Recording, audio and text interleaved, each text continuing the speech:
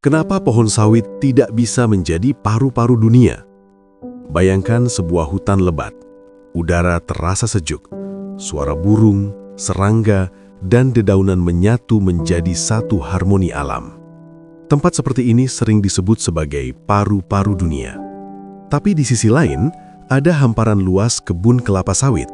Rapi, seragam, terlihat hijau sejauh mata memandang. Pertanyaannya, kalau sama-sama hijau dan sama-sama pohon, kenapa kebun sawit tidak bisa disebut sebagai paru-paru dunia? Di video ini, kita akan membahas secara mendalam, dari sisi ilmiah, ekologi, karbon, hingga keanekaragaman hayati. Bagian pertama, apa itu paru-paru dunia? Istilah paru-paru dunia bukan istilah resmi ilmiah, tapi kiasan. Biasanya, istilah ini merujuk pada hutan hujan tropis besar, seperti di hutan Amazon. Kenapa Amazon sering disebut paru-paru dunia? Karena luasnya mencapai jutaan kilometer persegi, memiliki jutaan spesies tumbuhan dan hewan, menyerap dan menyimpan karbon dalam jumlah sangat besar, mengatur siklus air dan iklim global. Hutan alami bekerja seperti sistem yang kompleks, bukan hanya menghasilkan oksigen, tapi juga menyerap karbon dioksida, menyimpan karbon di batang pohon besar, di akar dalam tanah, di tanah yang kaya bahan organik, menjaga kelembapan udara, menstabilkan suhu bumi. Jadi, paru-paru dunia bukan sekedar soal menghasilkan oksigen, tapi tentang fungsi ekosistem yang lengkap dan kompleks. Bagian kedua, apa itu monokultur? Sekarang kita masuk ke kebun sawit. Kebun kelapa sawit adalah contoh monokultur, artinya satu lahan luas ditanami satu jenis tanaman saja. Kalau kamu lihat dari atas, pohonnya sama, tingginya hampir sama, jarak tanamnya seragam.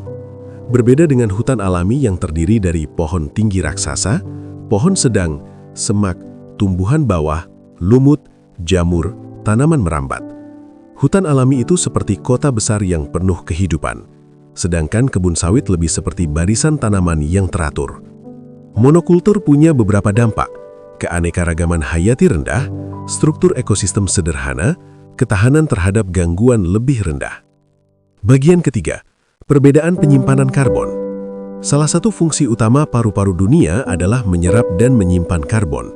Hutan hujan tropis menyimpan karbon di batang pohon besar, di akar dalam tanah, di tanah yang kaya bahan organik, dalam vegetasi berlapis. Karbon yang tersimpan di hutan bisa bertahan ratusan tahun. Sedangkan kebun sawit, siklus panennya sekitar 25-30 tahun.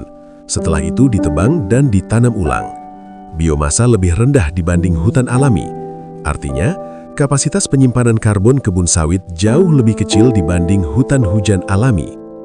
Yang lebih penting lagi, masalah terbesar bukan hanya sawitnya, tapi jika kebun sawit menggantikan hutan alami. Ketika hutan ditebang, karbon dari pohon dilepaskan, tanah terganggu, emisi meningkat.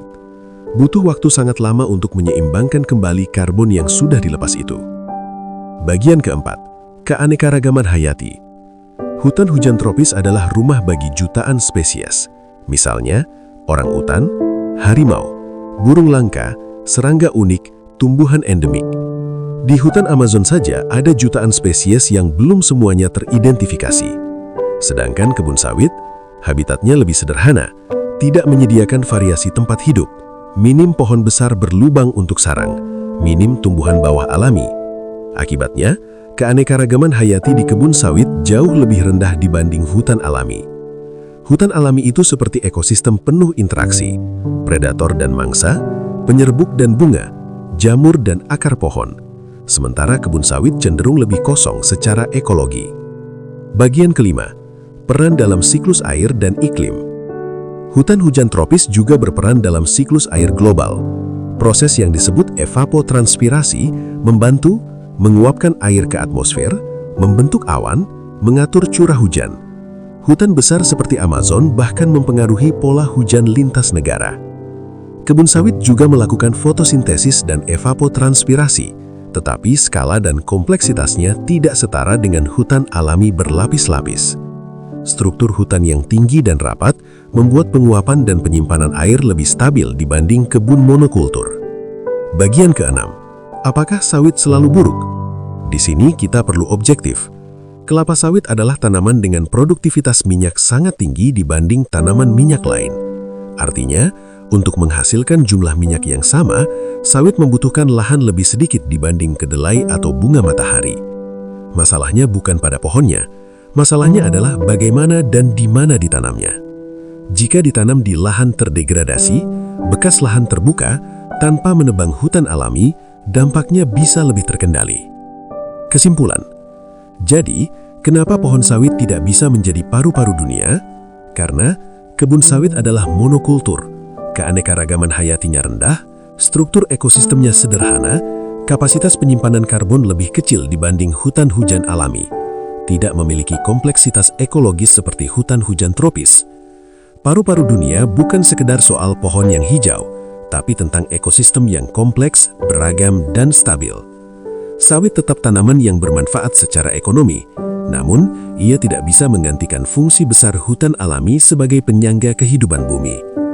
Kalau kamu suka pembahasan mendalam seperti ini, jangan lupa like, subscribe, dan tulis pendapat kamu di kolom komentar. Menurut kamu, bagaimana solusi terbaik agar kebutuhan ekonomi dan kelestarian lingkungan bisa berjalan seimbang?